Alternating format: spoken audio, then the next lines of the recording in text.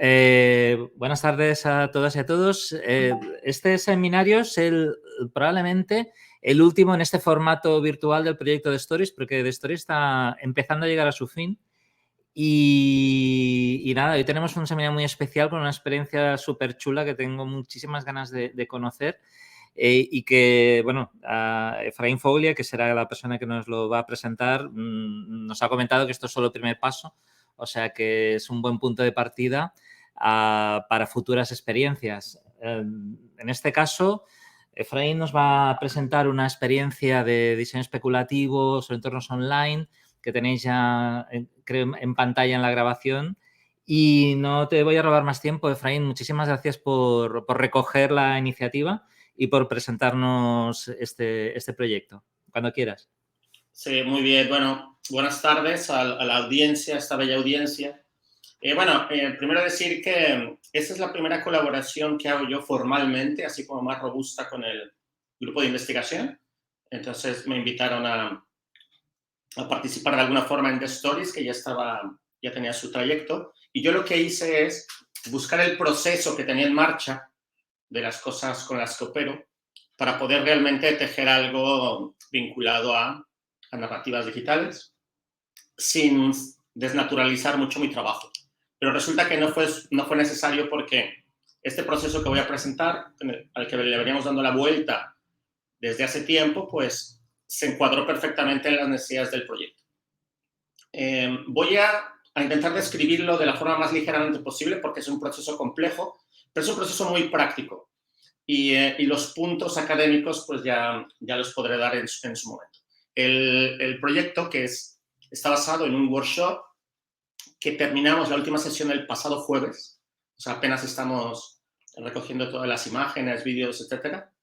Se llama así, ¿no? El futuro de los entornos virtuales, y está basado en metodologías de diseño especulativo que venimos trabajando desde hace tiempo con diferentes entidades y colectivos en concreto de Barcelona y de algunos lugares del Reino Unido. Es bastante paradigmático el logo. El logo es un ajolote. Quien no lo conozca lo puede googlear, y es un ser endémico de México, en concreto de una zona del sur. Y es un ser que apenas se está investigando porque tiene una serie de propiedades bastante peculiares como organismo. Y además este ser, como pueden ver, no se parece a nada de lo domesticado, ¿no? Podría parecer, de hecho, un poco un alien. Entonces, dentro de las gráficas que hicimos, me pareció pertinente ponerlo porque ya irán viendo cómo conecta este tipo de seres con el proyecto. Bueno, para empezar, este workshop, esta metodología, se desprende de muchas otras que yo he diseñado para el Centro de Cultura Contemporánea de Barcelona. Aquí pueden ver una que comenzó hace como 7 años, en la que a partir de trabajos grupales, aquí hay educadoras, hay gente que trabaja en las bibliotecas de la Diputación, profesoras, activistas, gente de diversa índole. Hacemos una dinámica muy grande, muy manual, para entender cómo se construye Internet y poder entrar a las capas políticas. Este taller se llama Tejiendo la Red. Pero hay algo importante también en este taller, y es que hay un gusto, hay un tiempo dedicado a diseñar los materiales didácticos. Por ejemplo, cuando se diseñó este workshop, se pensó directamente para hacerlo con fabricación digital, con cortadoras láser, que era una tecnología que en su momento era muy nueva, pero que nos permitía hacer que se pudiera replicar el taller en cualquier lugar donde les interesara descargarse las instrucciones de la página web del proyecto.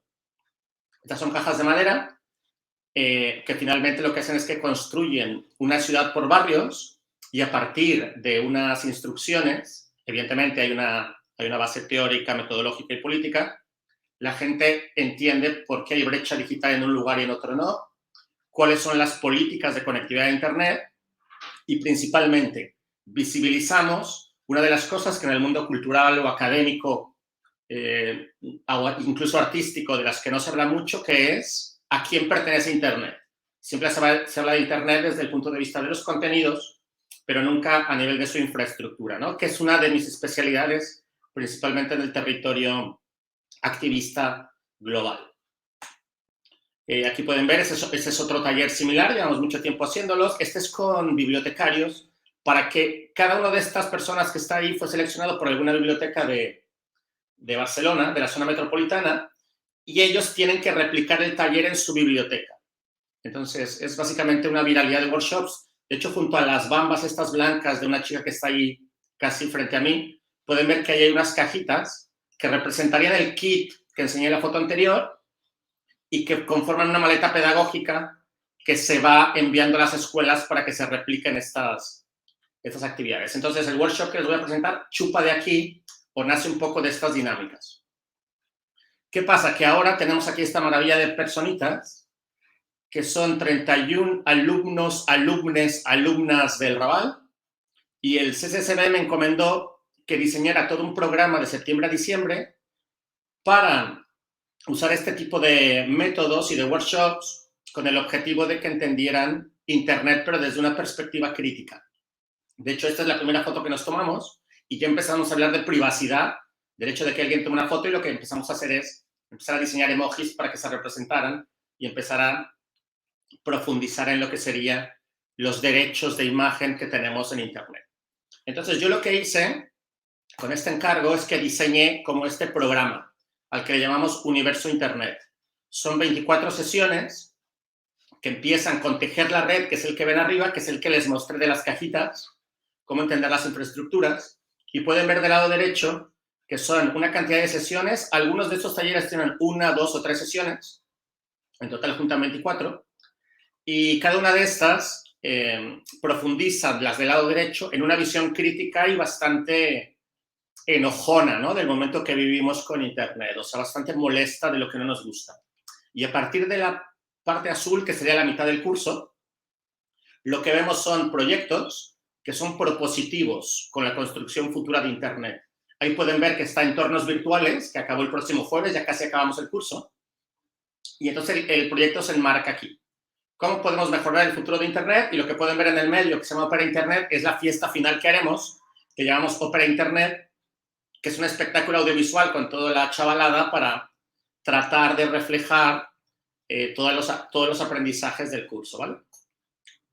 Aquí pueden ver un poco. Y Ópera Internet, finalmente, por los debates que hemos tenido, se basa en 3 ejes muy, muy importantes de cara al futuro de Internet, que serían las violencias en red, que estas chavalas ya directamente las reconocen de forma inmediata, o sea, ya no les tienes que explicar nada, les viven en carne propia.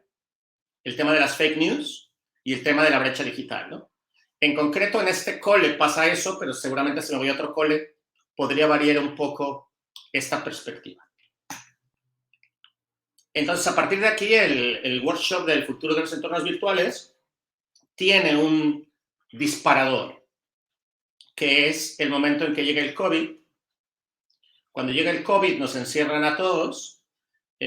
Nosotros formamos un grupo que se llamaba Grupo de Tecnologías Teleempáticas, ¿no?, con activistas, artistas, etcétera, etcétera, para intentar ver cómo podríamos ocupar las herramientas que nos tenían allá confinados de participación, pero desde la transparencia, desde el código abierto, desde pensar tecnologías que no fueran tan espantosas como las que realmente tenemos. Y además, que no fueran directamente a apoyar la concentración de grandes empresas tecnológicas, ¿no?, que también es una de las partes que está en el eje de todas mis investigaciones o trabajos o piezas. Y cuando hablamos de entornos virtuales, básicamente nos podremos imaginar cosas súper sofisticadas, pero hoy en día el entorno virtual en donde más convive la mayor parte de la gente del mundo es WhatsApp.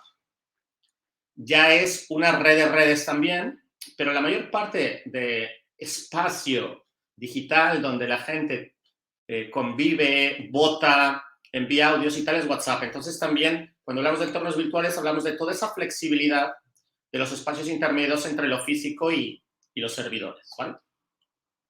Entonces, lo que se plantearon fueron 2 sesiones. Ahora explicaré un poco más, pero quiero mostrar un poco los pasos que siguieron. Una sesión se dedicaba a la planificación, diseño, conceptualización y experimentación, que es muy importante cuando estás trabajando con gente tan joven o que es básicamente que está iniciada en tecnologías complejas. La experimentación y el juego son muy importantes para estas dinámicas desde mi perspectiva. Y la segunda parte la segunda sesión se basó en la implementación de las ideas, seguir con la experimentación y la presentación de ellas, ¿no? Es como siempre la parte que a veces se queda muy coja, la de la presentación, entonces siempre le damos una vuelta para ver cómo podemos acabar con una documentación potente. A partir de aquí, todo empieza por aquí, ¿no? Por esta pregunta. Se dio una clase en concreto de desarrollo, que no se las pasaré porque les parecerá muy inicial, pero para mucha gente no, que es qué son los entornos virtuales, cómo hemos llegado hasta aquí y todos los debates de los años 90, ¿no?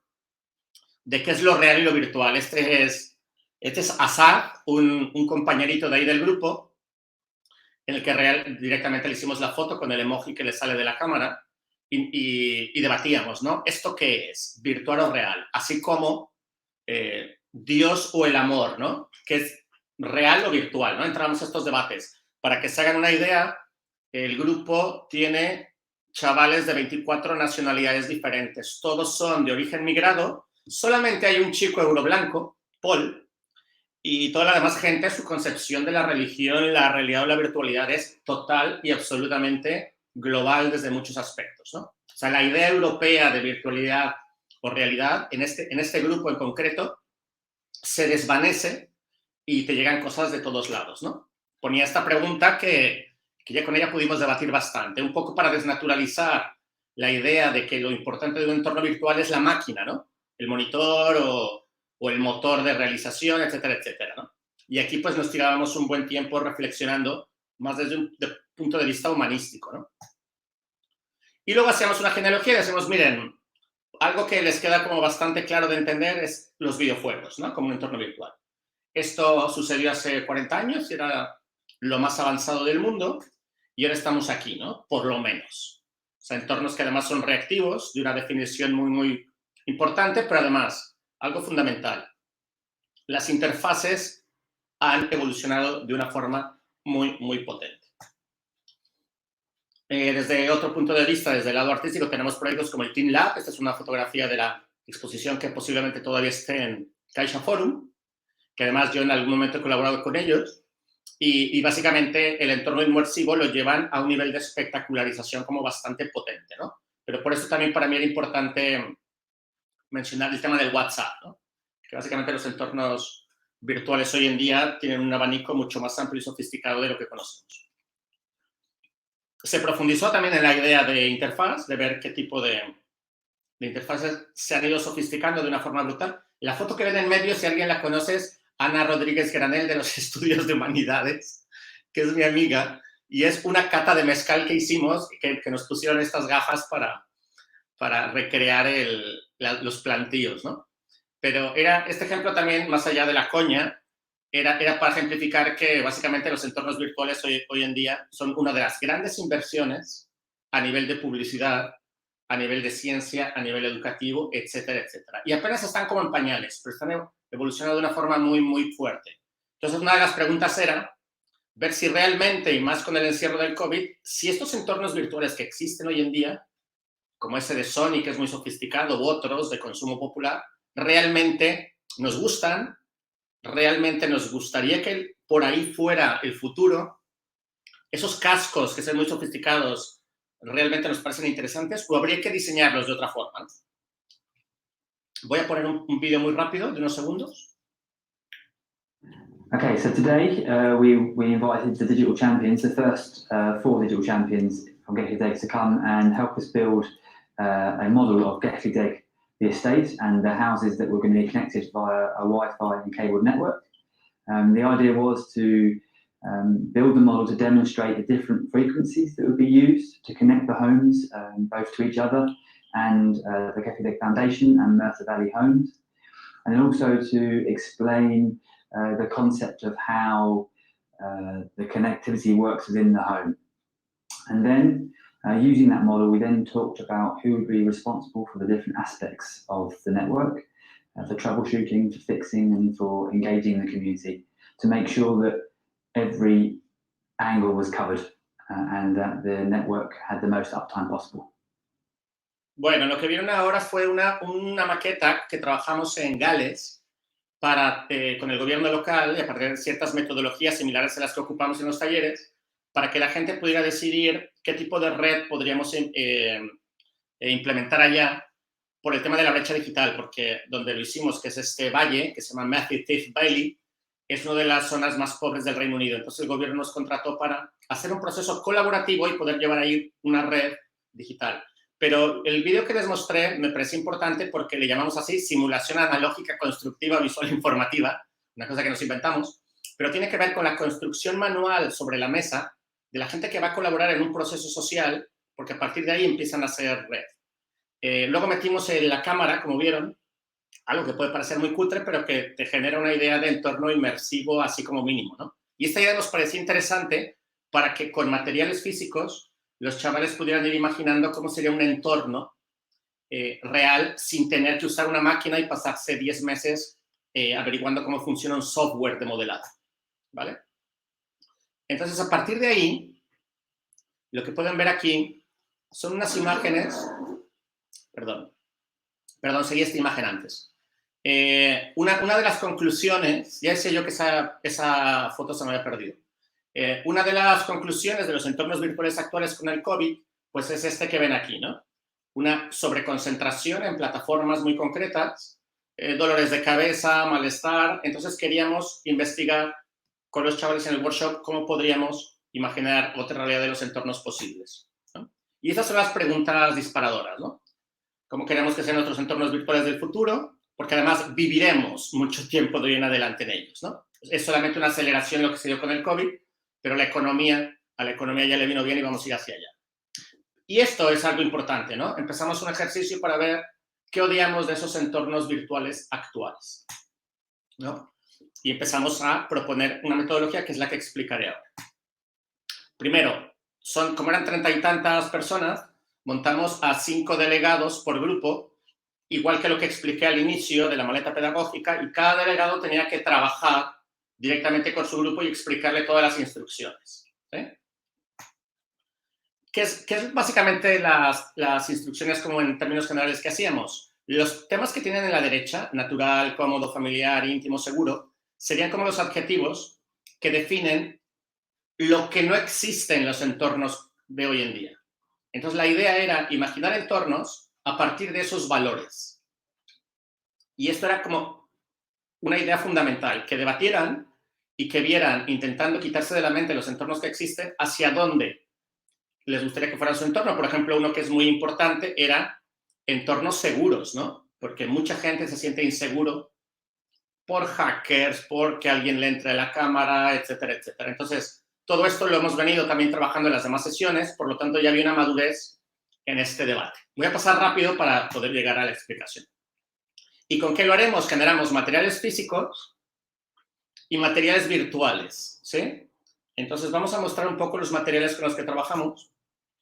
Lo primero que hicimos es que diseñamos una colección de pictogramas que están divididos en sentidos, en mobiliario de oficina, en sistemas de comunicación, incluso en especies. Voy a poner la cámara y me voy a salir un poco de la presentación porque les quiero mostrar lo que hicimos.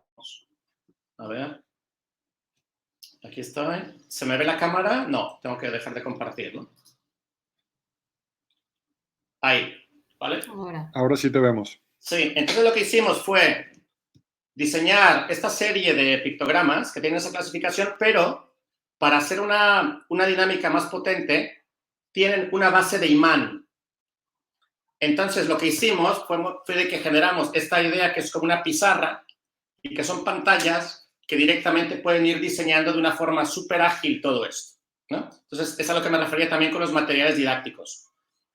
Y para hacer módulos, nos inventamos también unas uniones que son muy del rollo 3D printing, que también les permitían, con un kit que les dimos de esto, empezar sobre una mesa a imaginar las estructuras de cómo podría ser ese entorno virtual.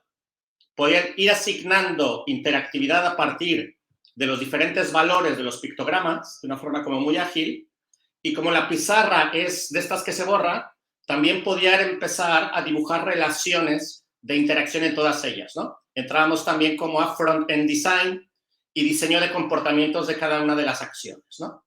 Regreso a la presentación, pues que les quería mostrar los juguetes, que es siempre lo más divertido. Ahí. Compartir otra vez.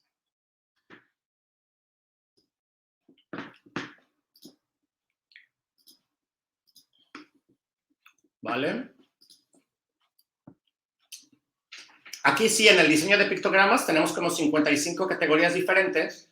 Intentamos realmente que fueran catalizadores de ideas, pero ellos también podrían diseñar sus propios pictogramas, porque ya tuvimos también taller de dibujo, de emojis y tal, para ir sumando a la colección lo que consideran que no existe en los entornos virtuales actuales.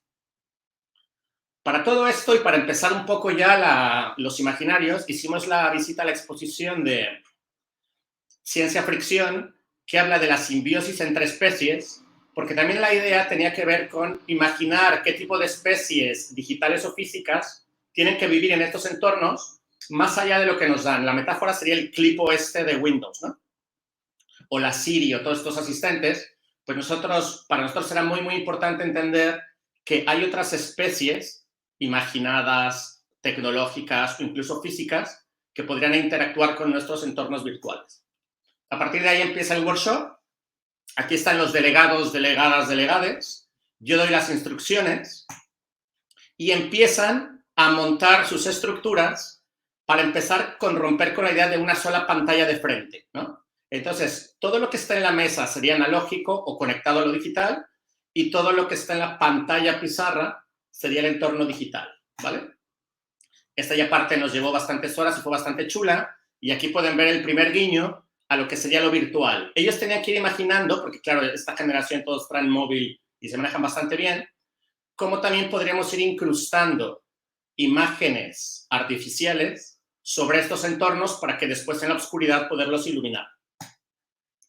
Una de las cosas que se dio, que era muy importante para este colectivo, es que es gente que dibuja mogollón. Entonces, forramos todas las mesas y todos los espacios para que también pudieran recrear cualquier tipo de imaginario sobre la mesa y pensar que la mesa, el suelo y las paredes tendrán formas de interacción en relación al diseño de espacio, ¿no?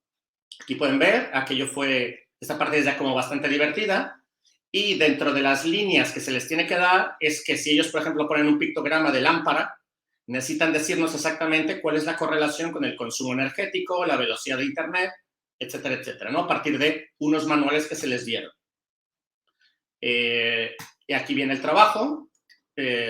También la parte de constructiva es sumamente interesante porque tienen un límite, que es el límite del material, pero en determinado momento, si tuviéramos un grupo más pequeño, podríamos tener más pantallas y más interacción entre ellos, ¿no?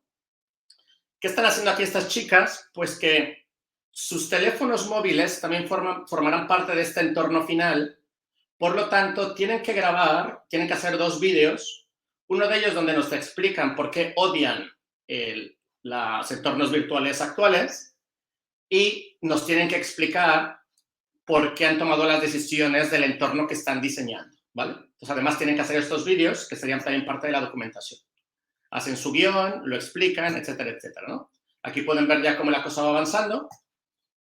Y aquí, finalmente, me detengo.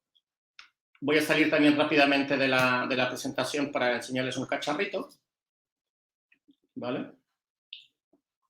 Que es la parte de piel virtual, ¿no? Es un proyector que es capaz de corregir el movimiento del ángulo trapezoidal y que también tiene un servidor adentro. Entonces, sería una clase anterior para poderlo usar y entonces podrían imaginar también qué podían lanzar proyectados sobre ese escenario y con esto ya tendríamos como las 2 partes. Podrían estar mezclando en todo momento en un espacio híbrido la parte física de decisiones y luego también la parte que se proyecta. Por ejemplo, si alguien dijo un entorno saludable, pues tenían que trabajar en vídeos directamente para jugar con la luz y con este entorno, ¿vale? Me voy apresurando para no trollarlos tanto. Estamos aquí. Y aquí es donde ya pueden empezar a ver que ya sus mismas pantallas con las explicaciones se integran, pero principalmente, vean aquí, ya podemos estar viendo entornos que luego son grabados con los teléfonos, igual como si fueran cámaras submarinas, pero donde ya podemos dar una textura y ambientes muy, muy diferentes, ¿no? Y terminan saliendo formas muy, muy interesantes que se alejan bastante de lo que sería el monitor de frente y la silla en algún lado, ¿no? Aquí, por ejemplo, vean, decidieron directamente que la proyección, yo soy el que está abajo de la foto con el proyector, pero ellos también podrían decidir desde dónde querían lanzar sus imágenes y cómo se tenían que mover, ¿vale? Había gente que escogía ciudades, había gente que hacía su vídeo de naturaleza, etcétera, etcétera. Y algo que era muy importante, como pueden ver aquí en el compañero, es que además lo que iban grabando de sus teléfonos también luego se podía proyectar, ¿no? Terminábamos haciendo como espejos de visualidades en los que podían entender que esto era lo importante, que el entorno es algo a diseñar y que realmente se pueden apropiar esta idea y que no es una idea que tienen que aceptar directamente de una plataforma que les impone determinada estética, ¿vale? Termino con este vídeo rápido, que es una prueba del último coletazo. Vamos a ver 3 segunditos y acabo. A ver, ¿dónde proyecto esto? Paso.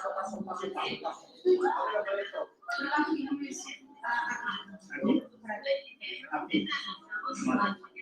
Qué chulo. Venga, aquí me grabar. Vale. ¿Tienes que pasar el teléfono? Claro.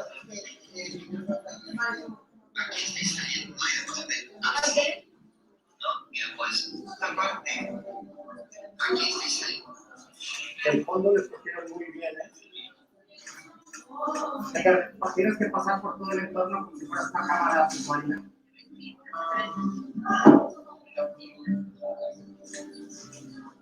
No, está pausa ese vídeo. Y la otra también. Voy a... Dale.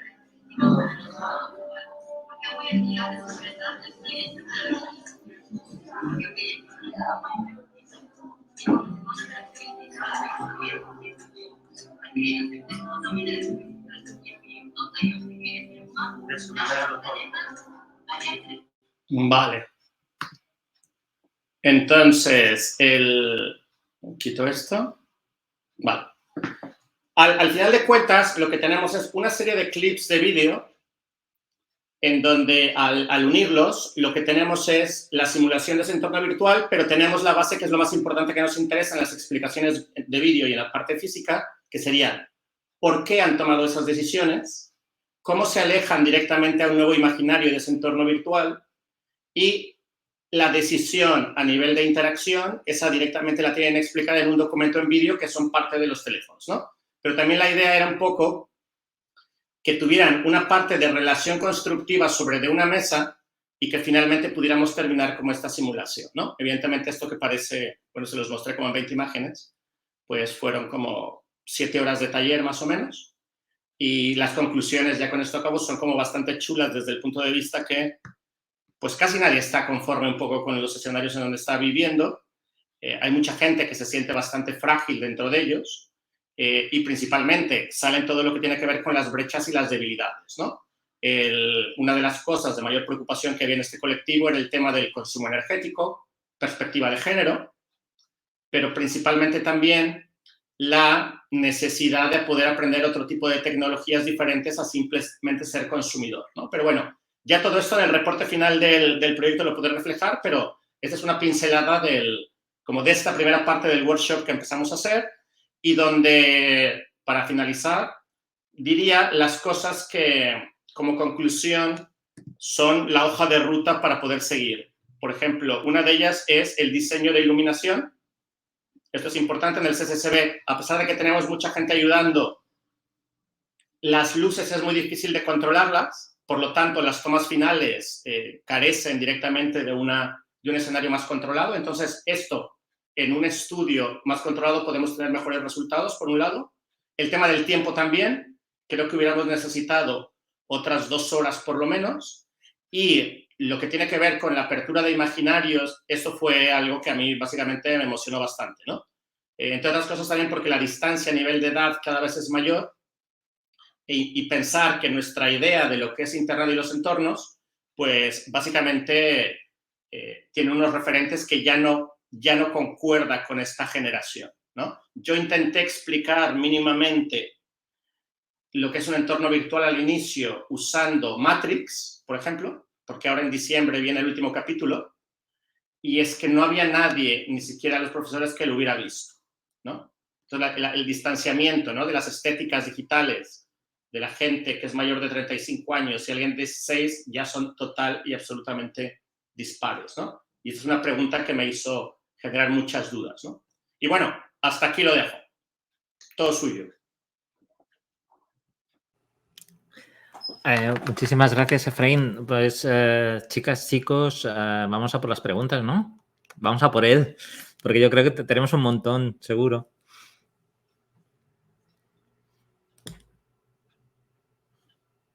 Hola, Amalia, no te he visto. El micro, Amalia. Yo tengo que quitarle el... Ah, sí, yo se lo tengo que quitar. Perdona, Efraín, que he llegado un poquito tarde. Nada. Mira, si quieres hago una pregunta justamente como he llegado tarde, porque quizá me perdí algo contextual que me ayudaría a entender más el proyecto. Bueno, primero que me parece súper interesante, bueno, todo lo que has presentado y principalmente la pregunta que planteas, ¿no? Y entonces la duda con este tipo de proyectos que siempre me surge es sobre el antes y el después, ¿no? Un poco. O sea, claro, yo me perdí quizá la explicación que dabas más de contexto de dónde estaba haciendo y los colectivos y tal, pero también de dónde viene, ¿no? O sea, ¿cómo consigues este nivel, digamos, de reflexión crítica que entiendo que es el que se quiere conseguir, ¿no? En este tipo de puesta en escena y de taller de interacción. Si eso se da en el propio proceso, ¿no? De reflexión, o sea, hay un trabajo también previo, ¿no? De llegar a este tipo de reflexión y también qué pasa después, ¿no? Con todo esto. Era un poquito la pregunta que te quería Sí, no hacer. sé si llegaste al mapa de... Es que por ahí empezó, pero lo pongo rápido. Ah, no, lo cerré. Pero bueno, el tema es que habitualmente a mí me encargan unos workshops que son de 2 jornadas, cada 6 meses. Entonces, como se necesita generar un estudio para poder llegar con más contexto a él, hay un kit que tiene libros, información y tiene como bastantes cosas para estudiar. Entonces, se supone que si quien va es la biblioteca de la Diputación o determinada escuela, los docentes tienen que darle a ese grupo toda esa información y la tienen que estudiar para llegar preparados para poder tener una base. Pero estos son express. Pero en este caso, a mí es que me encargaron todo un programa de septiembre a diciembre en el que hice 24 sesiones y cuando llegan a esta sesión ya pasamos por toda la visión crítica que tiene que ver con algoritmos. Por ejemplo, hicimos un decálogo feminista con un especialista para Internet, no violencias en red. Se habló ya directamente de toda la tecnopolítica, ¿no? De todo esto. Entonces, cuando llegan a este workshop, toda esa parte está bastante vista, ¿no? Consumo energético, concentración de corporaciones, incluso hablamos desde de dónde se inventó Internet y quién lo dirige. Entonces, en este caso, ya llegamos como muy, muy preparados a esta parte y de lo que se trata el workshop, en el fondo, es de jugar bastante. O sea, de jugar bastante. Pero ¿para qué? Para el poder llegar a que reflejen sus deseos a partir de eso.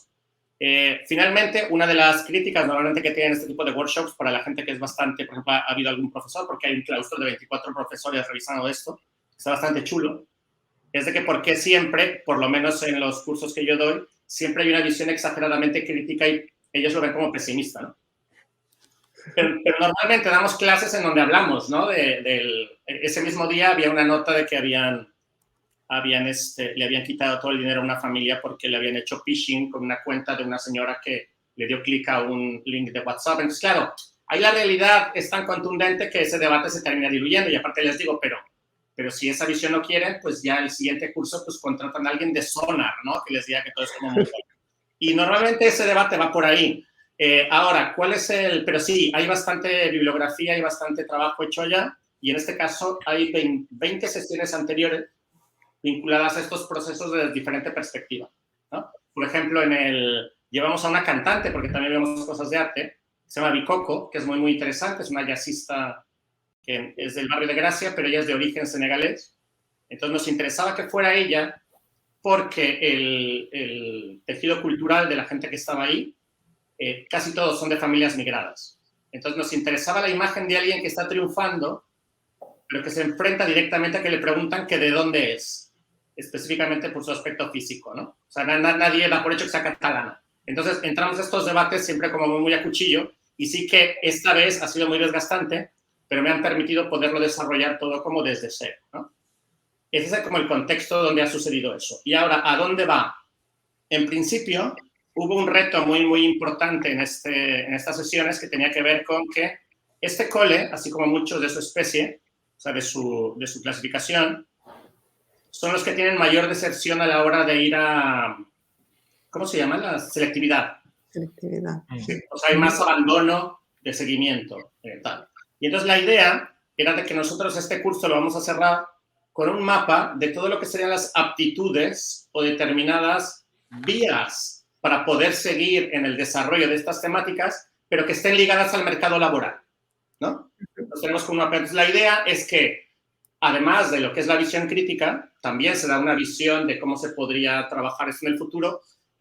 Tiene que estar ligado, por ejemplo, a la necesidad de que se necesitan informáticos para poder entrar a determinada industria, ¿no? A las posibilidades de hacer audiovisual, porque se necesita gente que monte o gente que dirija. Entonces, este es un poco como el contrapeso final de lo que sería el curso, ¿no? Evidentemente, luego hay un balance para ver esto como resultó. Yo estoy bastante contento en términos generales, pero es verdad que el chimpum, ¿no?, de donde cierra, tiene que estar vinculado a una guía de por dónde se podría aprovechar esto para seguir en una vida o bien de investigación, de estudios o laboral, ¿no? Y ese es un poco el compromiso también que asumí con este proyecto.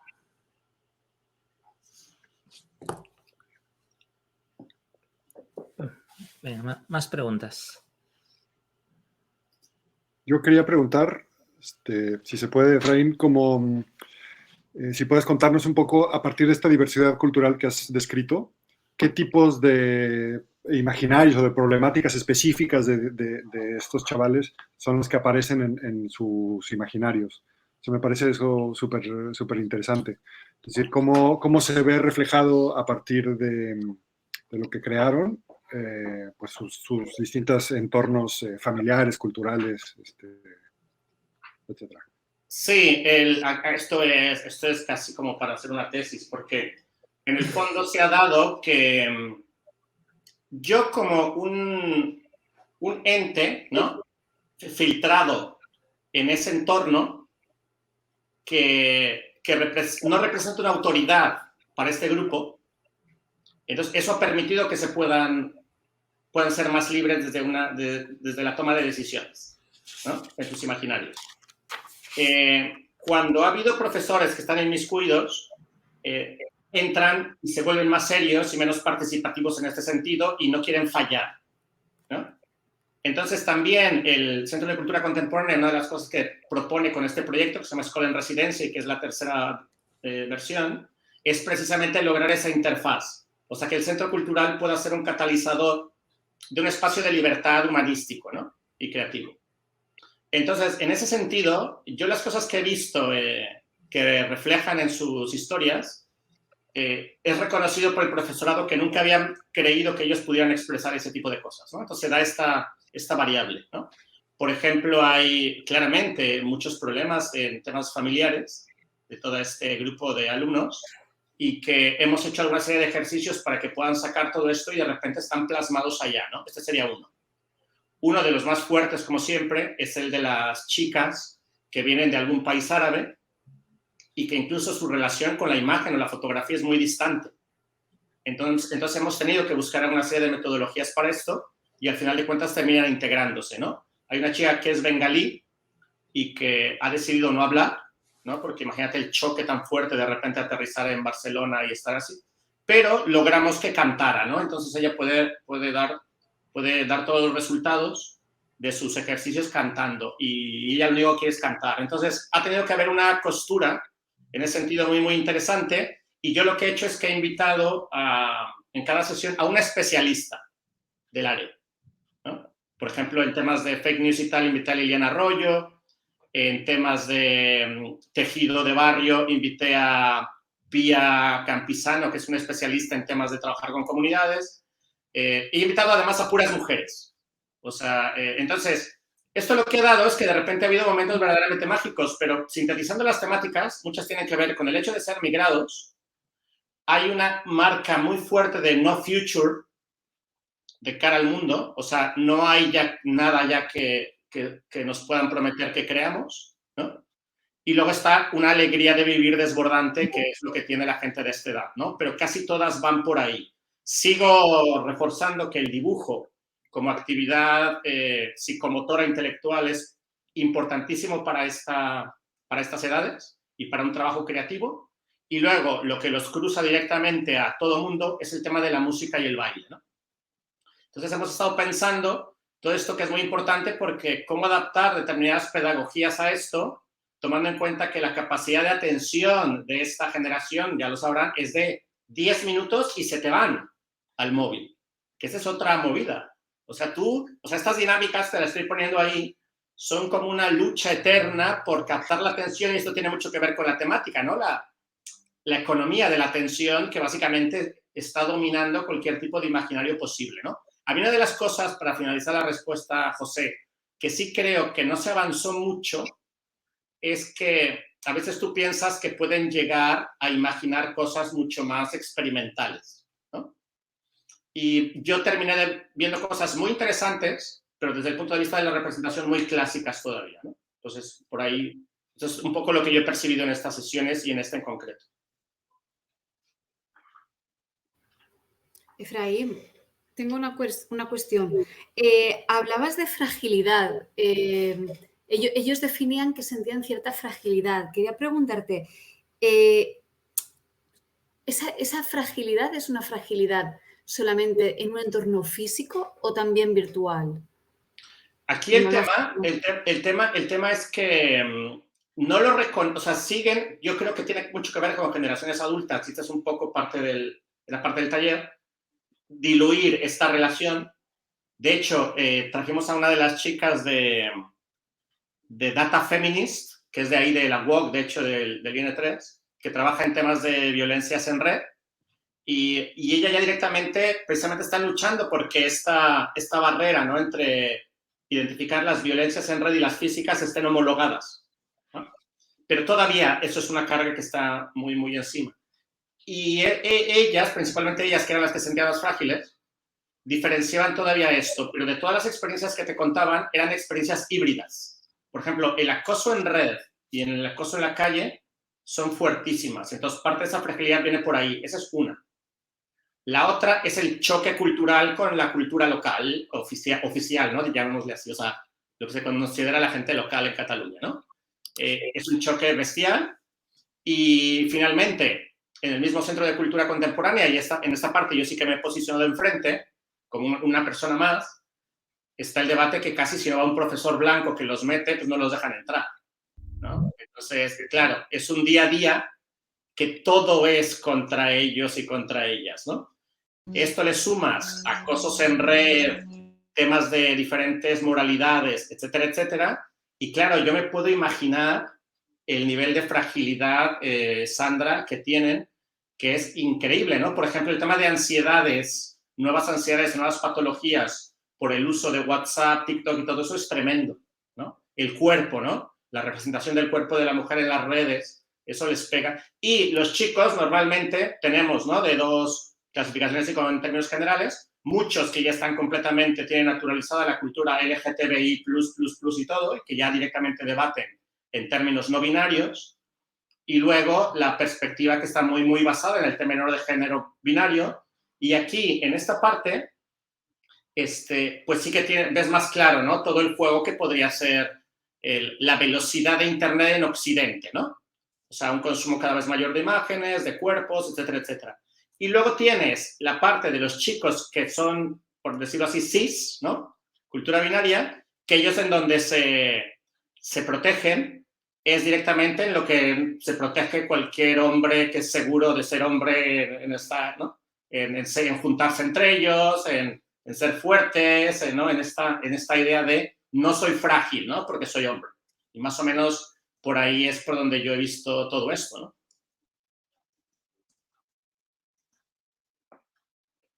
Hola, Cris. Hola, muy chulo, Efraín, lo que estás explicando. Me ha sorprendido cuando has dicho que los profesores creo que eran 24. Hay unos que son jóvenes, sí.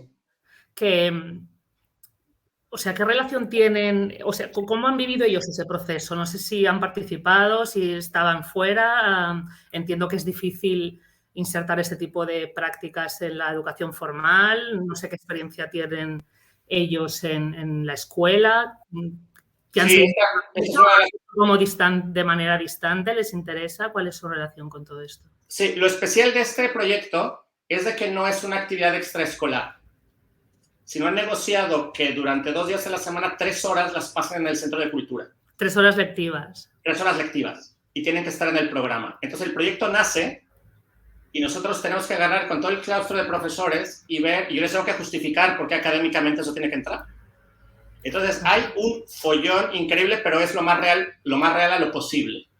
Ideal, que es el CCCB es una entidad con un departamento que se llama de mediación, que se supone que es especializado en esto y que este departamento entró con la nueva directora, antes no existía.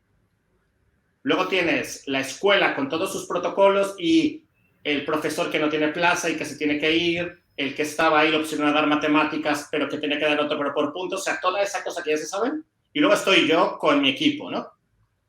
Que yo gestiono como otro equipo también bastante grande. Entonces, claro, tú imagínate el nivel, ¿no?, de coordinación y de descoordinación que esto se da para que esto se lleve a cabo. Es bastante elevado. Yo lo llevo bastante bien, pero hay gente que está total y absolutamente diciendo que me quiten a este personaje de aquí. Porque claro, porque yo lo que quiero también es generar una serie de experimentos que, si tengo la institución de mi lado, lo quiero hacer, ¿no? Ahora nos queremos subir al techo. Mañana tenemos un programa de radio, por ejemplo, en la calle, en Joaquín Costa, ¿no? Claro, y ellos no están acostumbrados a esta mandanga. Entonces, ¿qué pasa? De repente tienen sus clases, les toca de asignaciones ahora, y luego de repente se ven en Joaquín Costa del Raval haciendo programa de radio. Claro, hay profesores que están más felices que nadie, pero hay otros que dicen, madre mía, o sea, ¿esto qué es? Entonces, normalmente este tipo de metodologías están muy controladas en espacios muy consensuados, y en este caso no. Y eso es muy interesante, ¿no? Porque realmente lo que yo les hice también, que fue como... Porque han puesto bastantes recursos todo el mundo, ¿eh? O sea, de aquí nadie se ha cortado, entonces sí que esa parte que normalmente es muy límite, ahora no. Ahora todo el mundo, porque acaban de ganar un premio por este proyecto de una fundación importante, pues hay recursos. Pero el problema es, ¿cómo podemos realmente negociar en la capa de la organización para que salga lo mejor posible en la parte de la docencia? Entonces, se supone que un poco la metodología es que yo tengo toda la asignación de las sesiones en un calendario, ellos tienen a todo el profesorado con sus asignaturas, y una semana antes yo les tengo que dar la programación de la siguiente semana y las labores docentes y de qué tratará. Entonces entran allá y dicen, vale, me toca a mí, se va a dar radio. ¿Cuál es mi labor? Y entonces he hecho unas fichas y una matriz bastante grande que luego me doy cuenta que no tenían. O sea, llevaban un año haciendo este proyecto y no lo tenían. Entonces, así es muy difícil, ¿no? O sea, no lo estaban trabajando en el aula, vale. No, sí, pero iban un poco improvisando. Vale. O sea, se necesitaba una figura que pusiera como todo eso en orden, ¿no? Las profes no lo podían hacer porque no tienen más tiempo, y entonces se ve lo que hacía es un encargo a un especialista. Por ejemplo, el año pasado el tema fue África, porque había muchas exposiciones de África en el CCCB, entonces aprovechaban. Porque es eso, tú puedes pedir, como, o sea, en mi posición de comisario, yo puedo pedir que me traigan al curator a tal exposición y que le explique a los chavales. Y ese es un poder muy importante, ¿no? Pero, claro, imagínate, te tienes que sumar toda la organización, prepararte las entrevistas, o sea, hay como muchas piezas que están ahí muy importantes. A mí particularmente lo he disfrutado mucho porque más o menos así trabajo en esos proyectos, pero sí te puedo decir que la chica de mediación, la directora de mediación del CCCB, el primer mes se quería ir. Ya. ¿No? Porque decía, no, es que esto es demasiado atrás. Y ahora ya está feliz, porque ya vio que puede copiar esos modelos, le pueden servir para otra cosa y que ella también puede hacer talleres así complejos. Pero lo que tú dices es, de ahí depende el éxito o el suicidio de estos proyectos, ¿no? O es que es un choque cultural muy fuerte. Muy fuerte, muy fuerte. A nivel pedagógico, metodológico, ¿no? Institucional. Es muy fuerte, es bastante fuerte y, bueno, lingüístico, ya te lo puedes imaginar, ¿no? O sea, sí, cómo es en ese sentido. Por ejemplo, ha habido 2 problemas. ¿Les suena a Liliana Arroyo, la investigadora de SADE? A mí sí. Ella ha hecho unas cosas en la UOC en estos... Pero bueno, ella es una investigadora, que aparte tenemos mucho tiempo colaborando, y que ella se dedica al tema de fake news, algoritmos, etcétera, etcétera, ¿no? Y ella es una persona profesionalmente como impoluta. Sus tiempos, todo lo dice bien, lo explica bien, da muchas charlas, tiene mucho recorrido, ¿no? Entonces, yo normalmente cuando invito a alguien a que dé una charla, yo codiseño ese workshop para poderlo acercar a la dinámica y al contexto de los chavales. Pero el de Liliana, en concreto, no lo hice así porque es una persona que tiene mucha trayectoria y dije, bueno, ya que vaya y lo haga. Pues la reventaron los chavales, ¿no? O sea, casi sale con crisis de ansiedad. Porque, claro, hay demasiada energía ahí contenida, ¿no? Que ese es otro de los puntos. O sea, tú también como material dúctil y didáctico tienes que tomar en cuenta la energía de 31 personas que son ingobernables, ¿no? Entonces, si lo ves desde el punto de vista de las humanidades y el arte o de la música, esto es una maravilla. Pero si lo ves desde la perspectiva de la ortodoxia o de una metodología lineal o como muy calculada, aquello explota, ¿no? Aquello explota y ves las caras de la gente que está desquiciada porque hay unos alumnos que no se quisieron callar o porque no se comportan como supone que se deberían, ¿no? Entonces yo creo que ese reto es bastante fuerte, pero bueno, a mí me parece bastante chulo, ¿no? ¿Qué edades tienen, perdón, Efraín? Entre 14 y 16, más o menos. Sí. Ahí llegó Eli. Hola, Eli.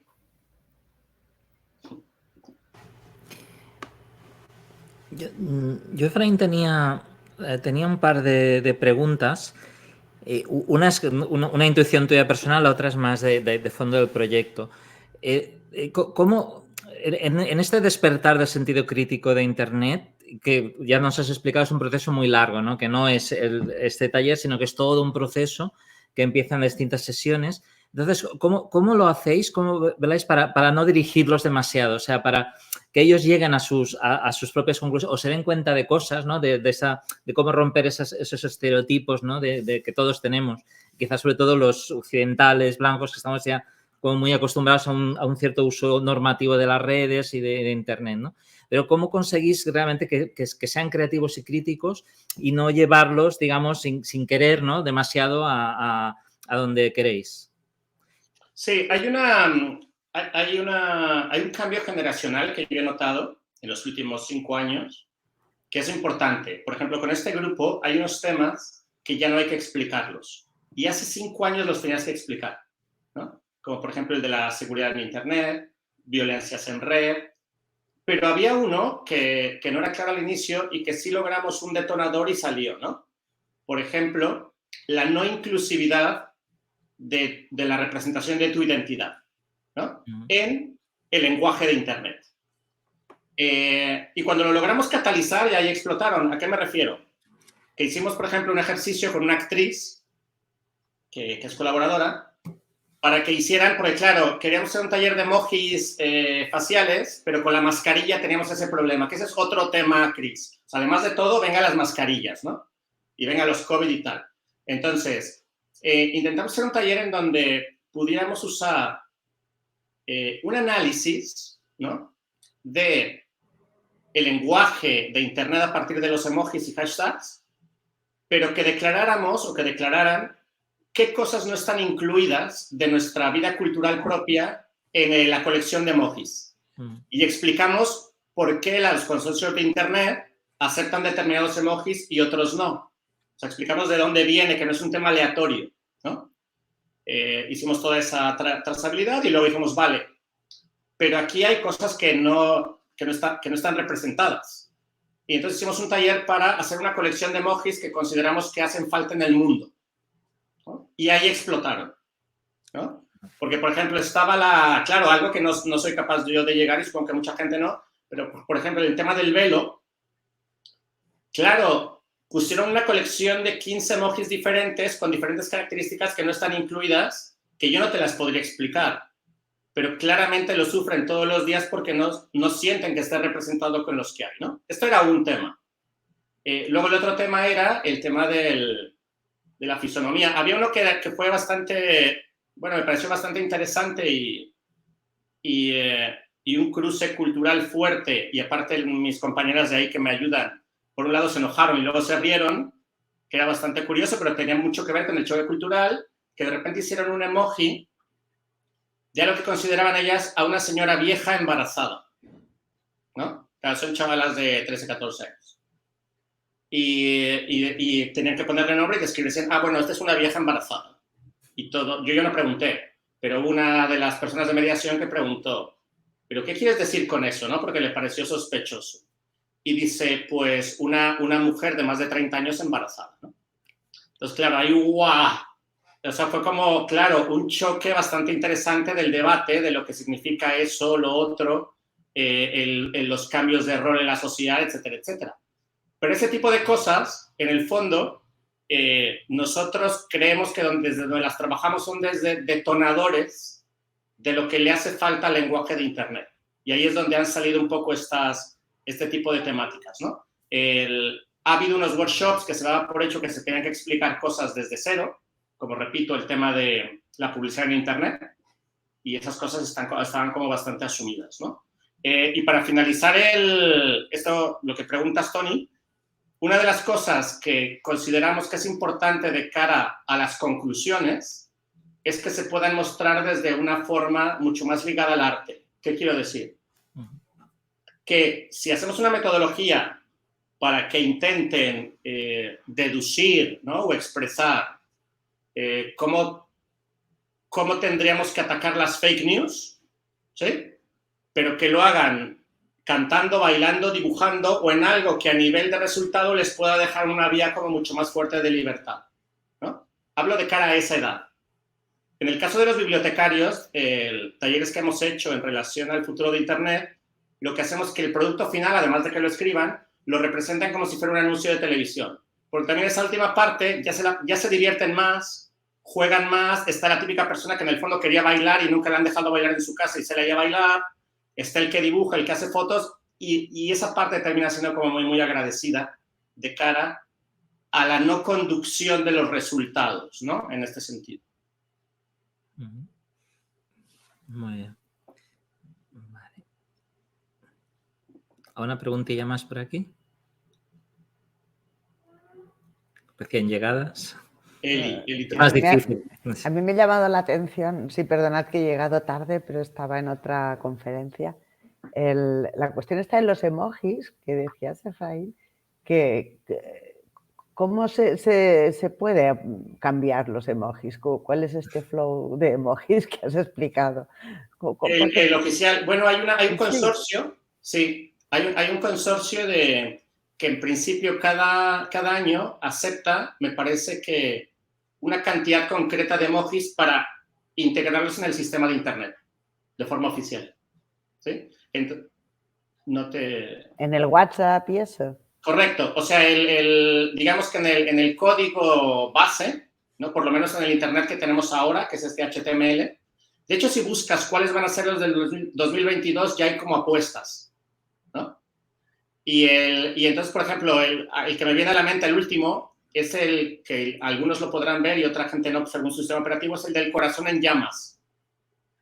Ese es del 2021. Y, por ejemplo, el de la berenjena está saliendo por evidentemente, el juego que se le ha dado y muchas quejas que ha hablado de su relación con un elemento fálico, ¿no? Entonces, hay un consorcio como el del W3C, que es el de Tim Berners-Lee, que trabajan para ver cuáles van a ser los emojis del 2022 y están trabajando en ello. Es un sistema bastante como asambleario, pero finalmente de quien construye Internet. O sea, a diferencia de otros elementos, yo, Efraín, no puedo diseñar unos emojis e integrarlos más que en mis ordenadores. Pero si yo quiero compartirlos contigo y que WhatsApp me los certifique, tienen que entrar al consenso de esa institución. ¿Me explico más o menos? Pero sí, muy, muy interesante. O sea, hay dos cosas relacionadas con eso. La primera es si hay unos límites, o sea, de cantidad. Y sí. Se quitan unos y se ponen otros para mantener ese número. En principio se suman, me parece que eran 50 por año, y los que se quitan, no es que se quiten por defecto, sino hay muchas quejas y confusiones. También por temas de, que aquí es donde viene la misma estructura de Internet, por poder en la gobernanza de Internet global, como el .cat, .tal, ¿no? Hay gente que empuja más. China ahora está empujando mucho. Y luego también por el tema de la sectorización de Internet, que se viene dando desde hace tiempo, que es como regresar a la idea del Estado-nación, pero en la red global, ¿no? O sea, en el fondo, cada Estado-nación también está empezando a poner sus propias normas para arreglar los emojis de cada país, ¿no? O sea, a pesar de que ese consorcio apruebe, puede ser que Polonia te diga, pero nosotros no lo aceptamos, ¿no? Y puede ser que en sus móviles no haya esos emojis. Correcto. Pero se van publicando ahí y mucho tiene que ver también con el código de... O sea, cada vez más, o sea, un emoji en el fondo es una traducción gráfica de una combinación de teclas, ¿no? Entonces también tiene que ver con que el sistema de teclado y de escritura informático sea capaz de reproducir determinados pictogramas, ¿no? Entonces nosotros, en relación a lo que decías, porque esas eran las preguntas detonadoras, precisamente, Eli, del workshop, decíamos... ¿Cuáles sobran? ¿Cuáles no entendemos de los que existen? ¿Y cuáles faltan? ¿No? Por ejemplo, uno de los que nos sorprendió, que seguramente llegamos al consenso de que se podría votar a nivel global y permearía y no está, es el del símbolo feminista, el morado del círculo, que no está como emoji, ¿no? Actualmente. Y entonces había un consenso y todo el mundo decía, es verdad, ¿y por qué no está? Entonces necesitábamos estudiar la gobernanza para ver cómo se metía. En contraposición, Irma Marco la conocen, que es mi doctoranda. Ella es una artista que trabaja bastante con el tema del lenguaje en Internet y lo que nos hizo también es un taller de hashtags, o sea, stickers, para los servicios de mensajería, que eso sí que lo podemos meter de forma más independiente. Es la que te iba a decir. Es lo que te iba a decir a continuación, que ya no importan los emojis porque ya están pasados de moda, ¿no? No, o sea, es que lo que pasa es que a nivel de Internet es un lenguaje diferente porque el sticker funciona como una imagen y no es indexada.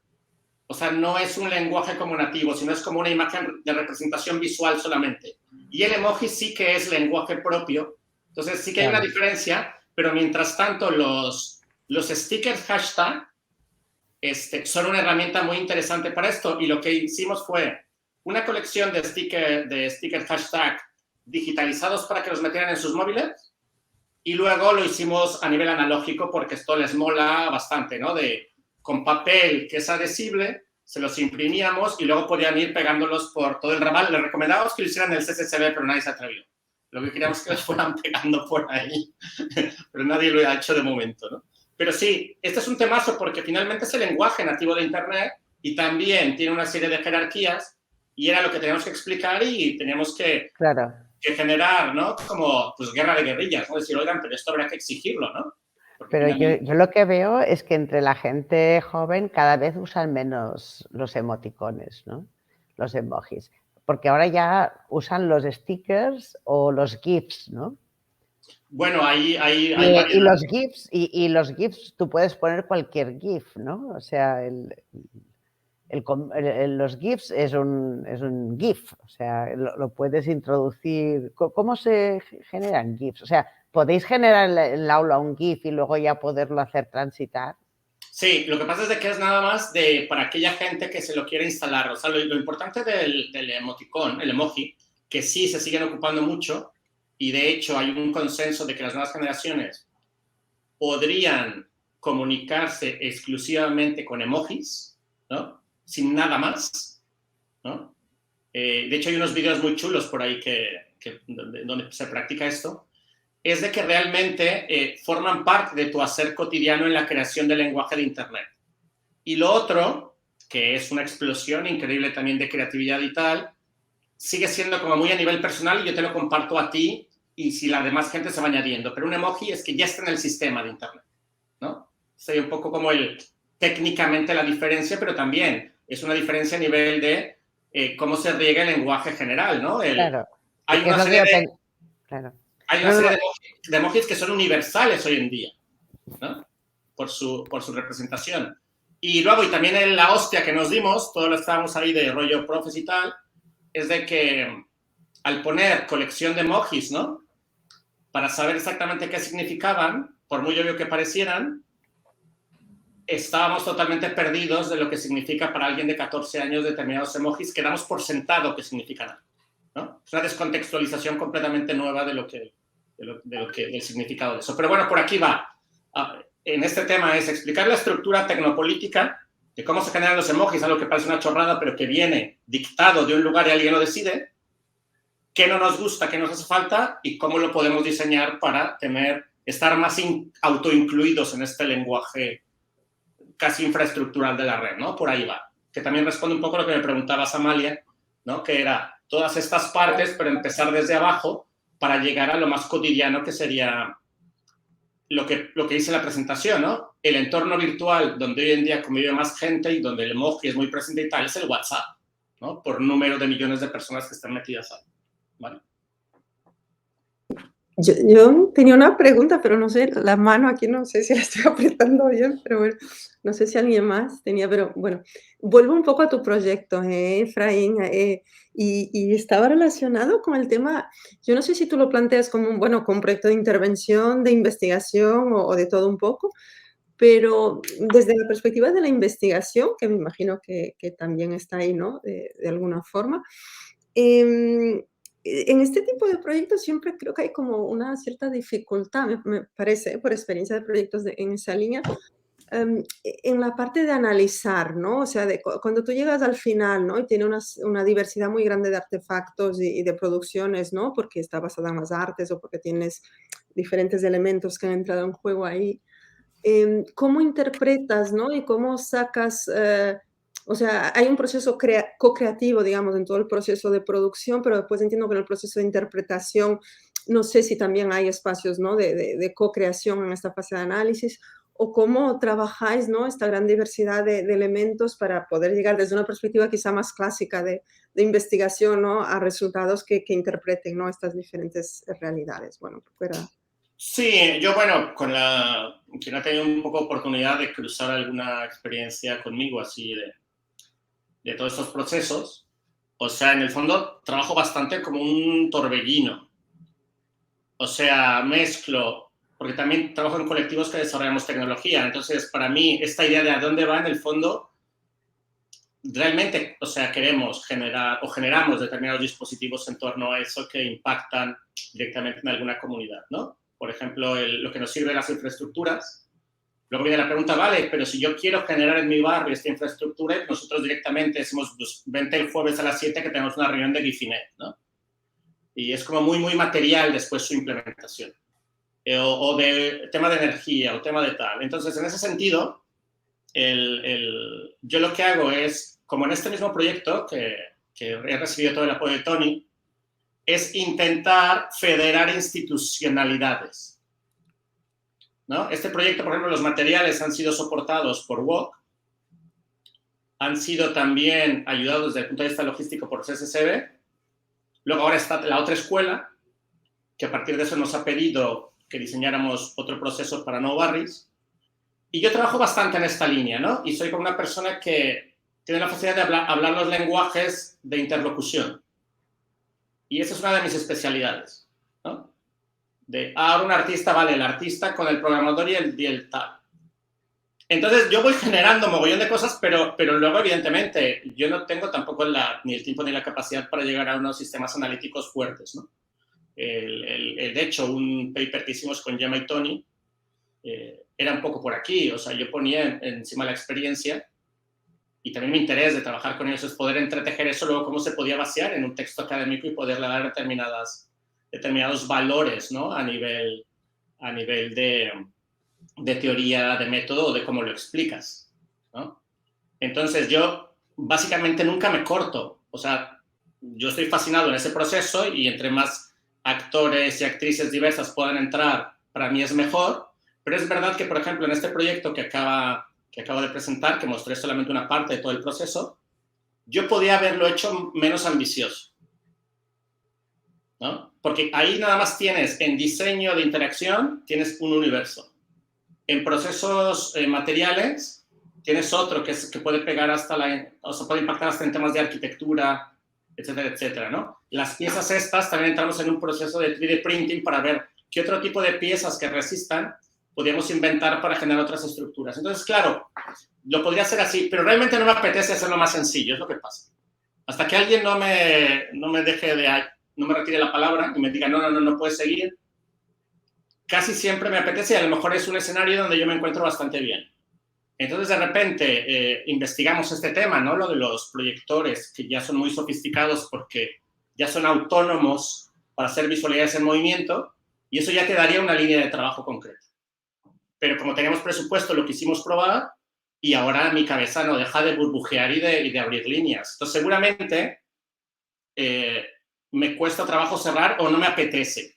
Luego ya tendré el problema de los puntos académicos porque de ahí tienen que salir cosas, pero ese supongo que siempre lo voy arrastrando, ¿no?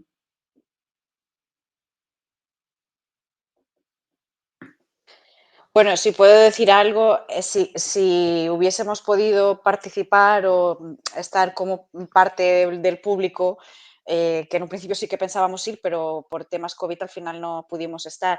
Si hubiésemos podido estar, o él o yo, sí que hubiésemos podido hacer un trabajo de observación y poder tener como más elementos de documentación para luego articular eso, más en primera persona. Porque lo que habíamos hecho con Efraín y con Tony, en el caso de las timelines, que utilizamos otro de sus casos, fue un poco a través de su relato, lo intentamos articular con otras propuestas nuestras y dotarle de sentido, ¿no? Pero si esta vez hubiésemos podido estar como parte del experimento, eso ya hubiese tenido también captando con unos objetivos, con unas líneas de interés, pues haber registrado todo eso. Eso hubiese estado guay. Sí, hay registro y bueno, y también hay una parte que tiene mucho que ver ligado a determinados. De hecho, hice aquí como la selección rápida, pero todo este proceso yo lo empecé a pensar más o menos en febrero de este año, ¿no?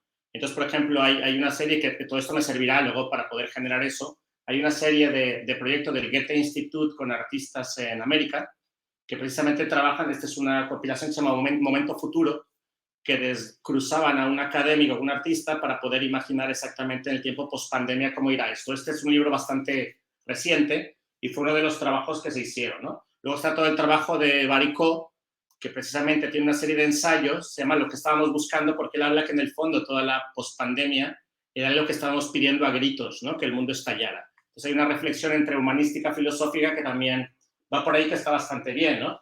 El tema para estructuras y tal, de Richard Sennett, de Construir y Habitar, que tiene todo también un trabajo de ciudades de código abierto, que también he tomado mucho de eso para las ideas de los talleres. Perdón, Efraín, ¿el de Sennett? ¿Cuál es el libro? Construir y Habitar. Es su último libro, se llama Ética para la ciudad. Roger Bartras ha sacado que en trabajé bastante con el tema de especies, ¿no? Donde habla de el exocerebro, ¿no? Sintetizando en 2 líneas, sería que la separación, ¿no? De la creación, del impacto, ¿no? De la gestión cultural y de nuestra agencia cultural, tiene mucho que ver también con la conexión de Internet, nuestra inteligencia y cómo estamos construyendo nuevas especies imaginadas en el espacio físico, ¿no? O sea, que no todo se queda en Internet. Y él habla de esta idea de exocerebro, muy ligado al chamanismo, ¿no? Anterior New Age, pero que es sumamente interesante porque cuadraba muy bien con la exposición de ciencia fricción, de simbiosis, de generación de especies y de todo el trabajo de Donna Haraway y de Margulis, ¿no? De que se tiene que acabar el antropoceno y tenemos que ir a un mundo donde las especies estén como más vinculadas, ¿no? Y finalmente, pues que ya tenía mucho más que ver con, ¿no? El de Kingsley Robinson, que sería como novela de ciencia ficción, pero que en el fondo es un ensayo de diseño especulativo claramente, ¿no? Que es como una especie de la Biblia. Entonces yo más o menos en esos textos me basé cuando estaba haciendo también como todo el proyecto para poder llegar a este workshop, ¿no? O sea, sí que hay ocurrencias muy ligadas a la experiencia, pero hay una trazabilidad también que tiene que ver con determinados ensayos que están saliendo en ese momento y que cruzan estas ideas, ¿no?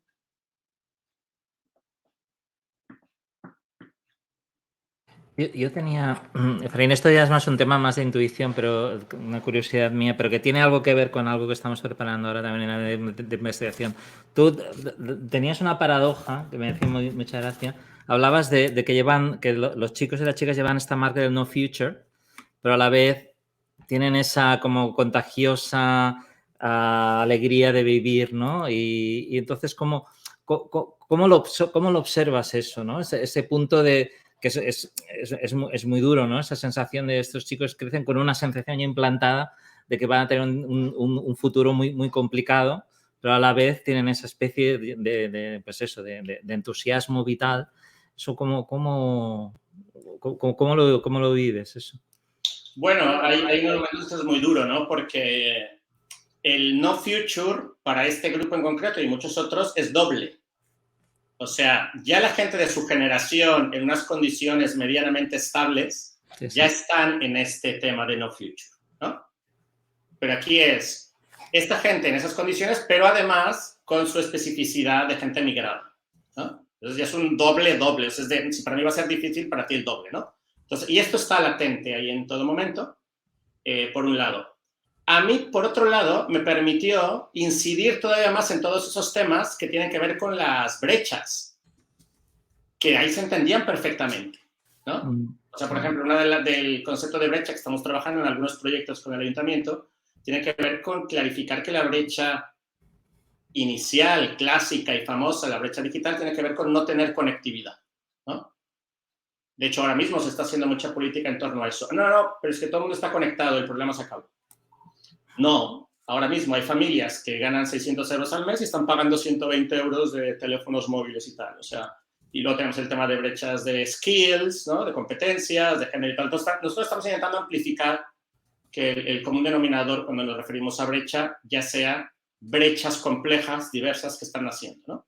Y esto lo han entendido a la perfección porque se dan cuenta que gente de una fragilidad económica muy grande tienen unos dispositivos, ¿no? Y esto pasa ya en todo el mundo y gastan una cantidad en conectividad increíble, ¿no? Incluso dejan de hacer otras cosas, ¿no? Entonces, esta parte fue muy fácil explicarla ahí, ¿no? Por un lado. Y luego, a nivel más experiencial, hubo una cosa que me pareció muy importante y es que cuando precisamente se volvieron como bastante, hicieron como un riot en la ponencia de Liliana Arroyo, el colegio se enojó mucho, o sea, muchísimo, porque dijo que había sido una falta de respeto, que todo el mundo estuviera hablando, que no dejaran a la profesora, etcétera, etcétera.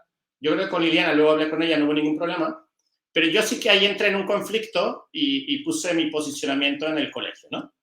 Y para mí tenía que ver que realmente como son, ¿no? Con este no future, pero muy alegres, para mí me parecía que era un grupo de gente muy vivo.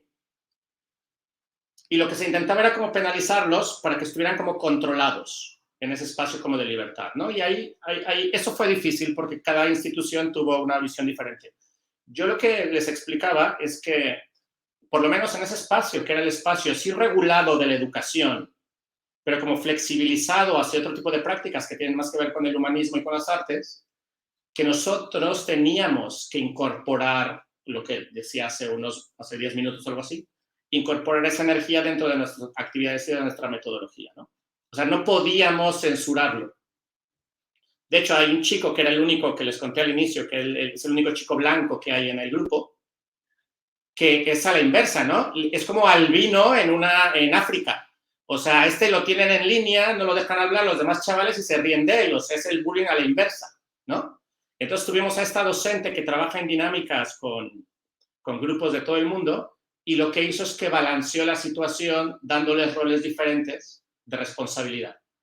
Y fue muy importante esto, ¿no? O sea, en vez de cancelar al chico y a las actitudes, logró balancear, o sea, logró equilibrar las fuerzas y la voz en todo el grupo. Y para mí eso fue un gran aprendizaje. Yo no hubiera sido capaz de hacerlo, yo no hubiera cancelado a nadie, pero el instituto lo primero que quería era cancelar determinadas voces porque eran las que más gritan, las que más se meten con otra persona, etcétera, etcétera, ¿no? Entonces, esto para mí ha sido un aprendizaje bastante grande porque yo no sé cómo lo hubiera hecho sinceramente. Pero a partir de que Pía, que fue la que hizo esto, lo logró, ya lo empezamos a hacer en todas las demás clases, ¿no? Pongo un ejemplo muy claro para ilustrar algo, ¿no? Es este chico que necesita tener excesiva atención. Cada que alguien pregunta algo, él levanta la mano y responde 20 minutos la respuesta. Después de los 20 minutos, tú vuelves a preguntar algo y él también es el primero que levanta la mano. Y así está sistemáticamente haciéndolo, ¿no? Esto genera un malestar como muy grande. Y todo lo que encontramos es que le dijimos, tienes un saldo de preguntas en el aula, ¿no? En la sesión. Y todas las demás las tienes que escribir en papel y nos las das al final de la clase, ¿no? Fue como empezar a buscar métodos, un poco para generar estos balances, ¿no? Pero para mí esta línea que nos la enseñó Pia Campisano era más válida que la estructura oficial de censurar determinadas actitudes que estaban ahí en el aula, porque a mí me parece que a partir de ahí es donde pueden hacer metodologías que son muy interesantes, ¿no? Y así es un poco como lo he vivido, Tony. Gracias. Bueno, ¿alguna preguntilla más? Últimas oportunidades. Bueno, yo tengo una petición, no es una pregunta, pero yo quiero jugar a eso. Ya, yo también. Claro, estoy tan ocupado. No, claro, estoy un poco emocionado con el jueguillo. Y sí, la idea es esa. Bueno, un poco para cerrar, la colección esta, ¿no? De los sellos también está pensada, contratamos una diseñadora para que tuviera un esquema que también fuera escalable. Un poco de lo que hablamos de los pictos, Elisenda. Que muchas de las ideas que se dibujaron allá luego pasen a ser parte del kit para que ese kit vaya creciendo, ¿no? Entonces, por mi experiencia, este es un workshop, ¿no? Que tiene estas dinámicas que después de 2 o 3 sesiones es cuando empieza a volverse robusto, ¿no? Con todo eso. Y los otros que les mostré son kits que ya tienen sus 4 o 5 años y que ya van muy, muy en automático, ¿no? Entonces, claro, necesitan un tiempo de desgaste, de observación y de mejora, ¿no? Porque finalmente son tantos los elementos que hay muchas cosas que tú sabes perfectamente que las hubieras hecho de otra forma, ¿no? Y ya está. Gracias por la atención. A ti, Efraín. Y a todas y a todos por haber venido. Sé que no ha sido fácil, sé que teníais cosas, reuniones, entrevistas y de todo. Y nada, al final, pues yo creo que ha sido muy motivador, muy inspirador.